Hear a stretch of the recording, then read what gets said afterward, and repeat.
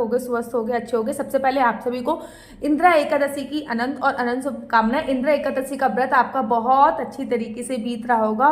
पारी आती है एकादशी के व्रत के पारण का। देखिए, मैं हमेशा बोलती हूँ कि एकादशी का व्रत तब तक संपूर्ण नहीं होता जब तक आप सही समय पर सही विधि से व्रत का पारण ना करें। व्रत का पारण हमेशा हरिवासन समय बीतने के बाद किया जाता है। व्रत के पारण में कुछ बातें आपको प्रमुख याद रखनी चाहिए, जैसे कि व्रत के पारण में आपको चावल का उपयोग अवश्य करना चाहिए। व्रत के पारण में आपको किसी और को खाना खिला के फिर खुद खाना खाना चाहिए। तो चलो, सबसे पहले मैं आपको बता देती हूँ कि इंदिरा एकादशी का जो व्रत है वो उसका पारण का समय क्या है। उससे पहले आपको ये बता देती हूँ कि व्रत के पारण की कितनी बड़ी महिमा है। महाराजा अम्बरीश हुए थे। श्रीमद् भागवत महापुराण से ये मैं कथा आप लोगों के लिए लेके आई हूँ। श्रीमद् भागवत महापुराण में एक राजा हुए जिनका नाम था राजा अम्बरीश। परम भगवत प्रेमी थे, इतने बड़े भगवत प्रेमी थे कि जब भगवान के लिए ना आटा, इतने सारे उनके सेवक थे, भगवान के लिए आटा वो खुद ही पीसते थे, ठीक है। और जब वो भगवान के लिए आटा पीस रहे होते थे तो भगवान अपने पीताम्बर से उनके लिए हवा कर रहे होते थे। इतने बड़े भगवत प्रेमी थे राजा अम्बरीश। राजा अम्बरीश हमेशा एकादशी का व्रत रखते थे। तो सोचिए, जब वो एकादशी का व्रत करते थे राजा होते हुए, और हम लोग एकादशी का व्रत नहीं रखते, तो वो एकादशी का व्रत रखते थे तो द्वादशी पे हर समय पर पारण करते थे। एक बार की बात है कि उन्होंने अपना एकादशी का व्रत रखा हुआ था और द्वादशी पे व्रत का पारण करने के लिए जा ही रहे थे। इतने में दुर्वासा ऋषि का आना हुआ। जैसे ही दुर्वासा ऋषि का आना हुआ, राजा अम्बरीश ने हाथ जोड़े, अहो भाग्य हमारे, दुर्वासा ऋषि हमारे यहाँ पे पधारे। आज मैं अपने एकादशी के व्रत का पारण करने के लिए जा रहा हूँ और आप यहाँ पे आ गए, ये तो बहुत सर्वोत्तम है। महात्मा, पहले आप जीविए, उसके बाद मैं अपने एकादशी के व्रत का पारण करूंगा। कहते नहीं है कि द्वादशी तिथि पर अगर हम किसी को खाना खिला देते हैं, अगर वो ब्राह्मण या साधु संत होता है, तो हमें अनंत गुना फलों की प्राप्ति होती है। दुर्वासा ऋषि ने कहा, मैं अभी यात्रा से आ रहा हूँ, पहले मैं सोच संतोष तप इत्यादि करूंगा, स्नान ध्यान आदि करूंगा, उसके बाद मैं आता हूँ। अब दुर्वासा ऋषि स्नान करा, उसके बाद वो पूजा पाठ में लग गए। उनको थोड़ा सा समय ज्यादा लगा। जब उनको थोड़ा सा समय ज्यादा लग रहा था, तब राजा अम्बरीश ने देखा कि जो एकादशी तिथि का जो व्रत के पारायण का समय है वो खत्म होने वाला है। और एकादशी तिथि का व्रत का फल आपको तभी मिलता है जब आप सही समय पर व्रत का पारण करो। तो राजा अम्बरीश ने अनेकों विद्वानों को, अनेकों पंडितों को बुलाया और उनसे एडवाइस ली, उनसे सलाह मशवरा किया कि भैया, मैंने दुर्वासा ऋषि को अपना वचन दिया हुआ है और दुर्वासा ऋषि को अभी समय ज्यादा लग रहा है, ऐसे में मैं व्रत का पारण कैसे करूं। तो सभी जितने भी संत महात्मा थे, सभी ने उनको बोला कि आप ऐसा कीजिए कि भगवान के चरणों का चन्यामृत का पान कर लीजिए, इससे आपके एकादशी के व्रत का पारण भी हो जाएगा और दुर्वासा ऋषि को जो आपने वचन दिया था वो भी बना रहेगा। तो उन्होंने ठीक ऐसा ही किया। उन्होंने क्या किया कि उन्होंने एकादशी के व्रत का पारण करने के लिए भगवान के चरणों का चन्यामृत का पान कर लिया। जैसे ही वो चन्यामृत का पान करने ही वाले थे, वैसे ही दुर्वासा ऋषि का आगमन हो गया। दुर्वासा ऋषि ने कहा, हे मूर्ख राजा, अपने आप को तू क्षत्रिय कहता है, लेकिन तुझे बिल्कुल भी फिक्र नहीं है कि तू वचनबद्ध है। तूने बोला था कि सबसे पहले मुझे खाना खिलाएगा, उसके बाद खाना खाएगा, यहाँ पे तो तू खुद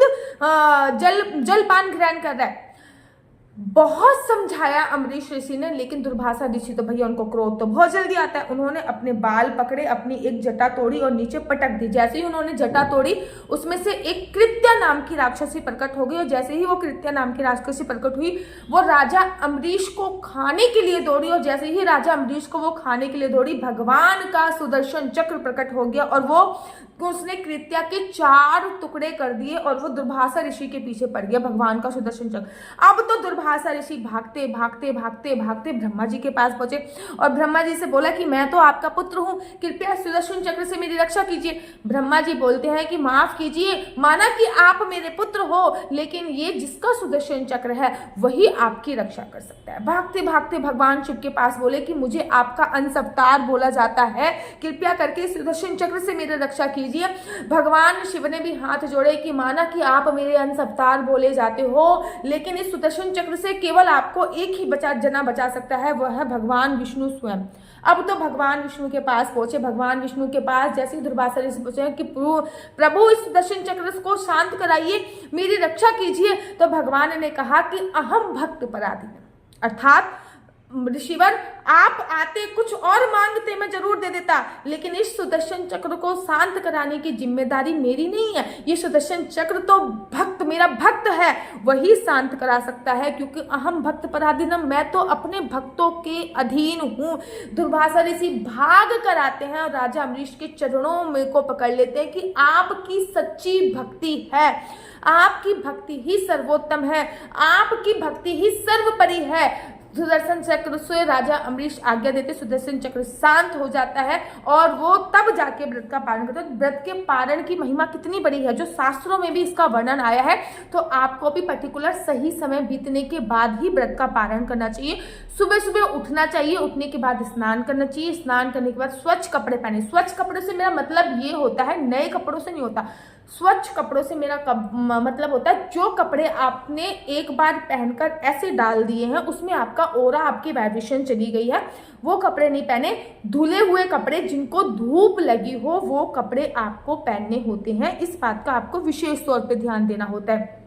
उसके बाद चावल बनाने के लिए रख दीजिए। चावल में आप खिचड़ी बना सकते हैं, दाल चावल बना सकते हैं, पोहा बना सकते हैं, ठीक है ना, खीर बना सकते हैं, वो आपके ऊपर निर्भर है, क्योंकि द्वादशी तिथि पर चावल खाने का बहुत विशेष महत्व होता है। उसके बाद अपने बाल गोपाल, लड्डू गोपाल को उठाइए, सादे पानी से उनको स्नान कराइए। उसके बाद जो भी आपने खाने के लिए बनाया था वो भगवान को भोग स्वरूप दीजिए। किसी ब्राह्मण को अपने घर पे बुलाइए, ब्राह्मण को आप खाना खिलाइए।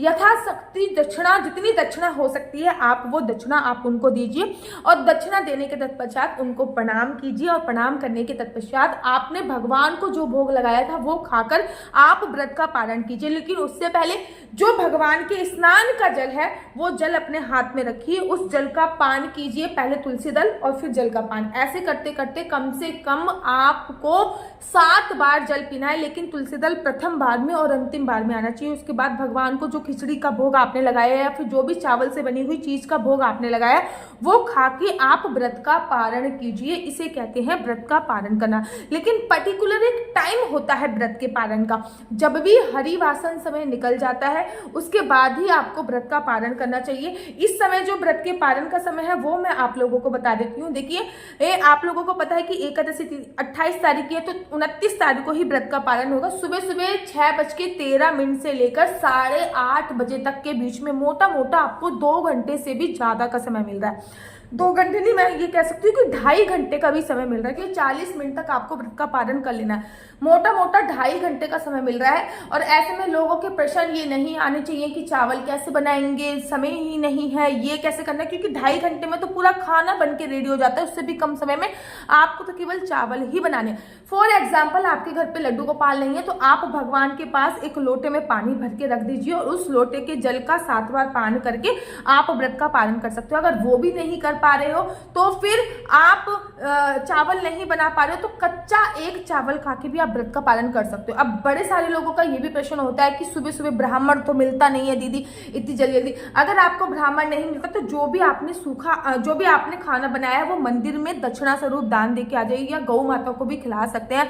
अगर वो भी नहीं कर पा रहे तो मंदिर में सूखा अनाज दान दे के आ जाइए, जैसे कि 1 किलो चावल दान कर दिया, 1 किलो चीनी दान कर दी।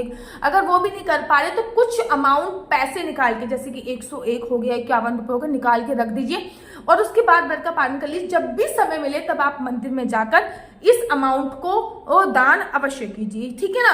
याद रखिए, व्रत का पारण करना सही समय पे जरूरी होता है, ठीक है ना। अगर आप लोग अपनी कुंडली मुझसे दिखवाना चाहते हैं तो मैं नीचे मेरा नंबर दिया हुआ है 4/9-20-25-65। आपका बच्चा जॉब करेगा, बिजनेस करेगा, जॉब करेगा, किस चीज में जॉब करेगा, किस फील्ड में उसको आपको डालना चाहिए, बिजनेस करेगा तो किस फील्ड में उसको बिजनेस करना चाहिए, ये सभी जानकारी मैं आपको कुंडली के माध्यम से प्राप्त कराती हूँ।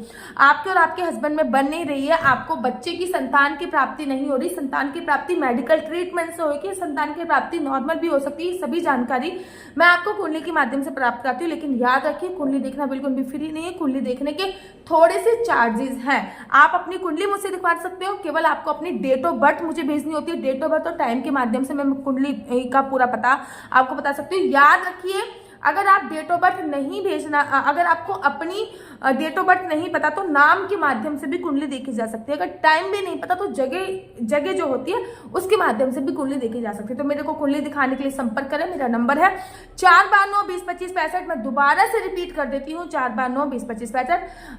अगर आपको मेरी वीडियो अच्छी लगती है तो आप अपना यूट्यूब चैनल हरि बोल को लाइक से सब्सक्राइब करना बिल्कुल भी मत भूलिए। तब तक के लिए मुझे दीजिए इजाजत। राधे राधे, हरे कृष्णा, हरि बोल।